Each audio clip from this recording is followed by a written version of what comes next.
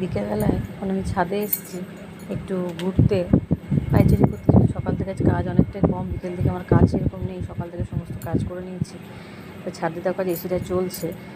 আজ ওয়েদারটা মোটামুটি ভালোই আছে, বৃষ্টি বাদল নেই, পরিষ্কার মেঘ, একদম আকাশ পরিষ্কার।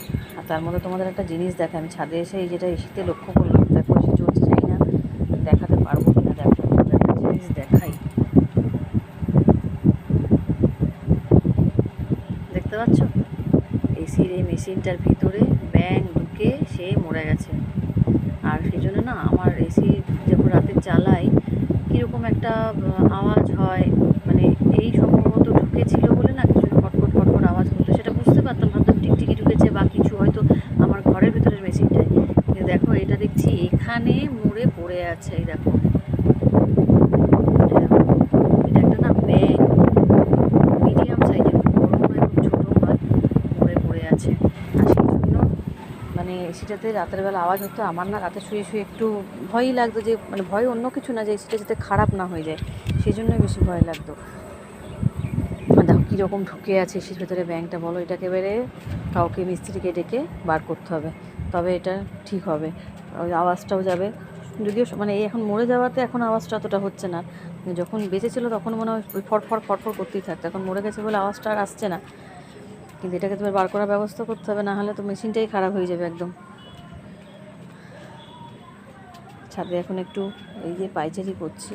আর দেখো আমাদের গাছে যত আম ছিল, দেখো দেখিয়েছিলাম তোমাদের কত আম হয়েছিল, আমাদের কাছে না সব গাছেই হয়েছিল, আমাদের কাছে আবার বেশি হয়নি।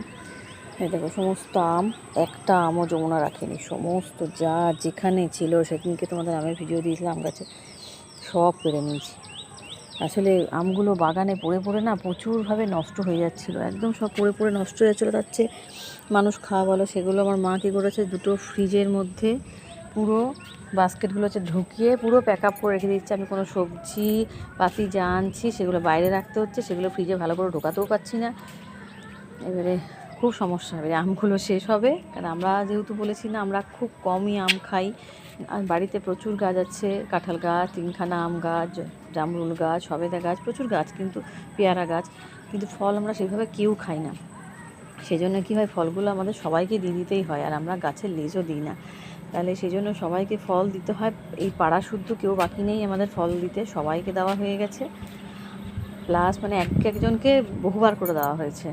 খালি আমার ননদের বাড়িতে এবারে পাঠানো হয়নি, প্রতি বছরই দিয়ে আসি, আর সেই জন্য ওকেও আমি ডাকছিলাম যে তুমি এসো, তাহলে এখানে আমি এখন যেতে পারছি না, তাহলে ওদেরও আসার কথা ছিল, তাহলে এলে এখানে। আর ওরা আম খেতে ভীষণ ভালোবাসে, কিন্তু যেহেতু ওরাও আসতে পারছে না, আমার ননদের শরীর ভীষণ খারাপ, তাহলে সেই জন্য আমারও মনটা ভালো লাগছে না। দেখা যাক কবে ওরা আসে, যতদিন থাকে আমগুলো ফ্রিজে আছে তো মনে হয় ভালোই থাকবে। চলো ভিডিওটা তাহলে এখানেই শেষ করছি।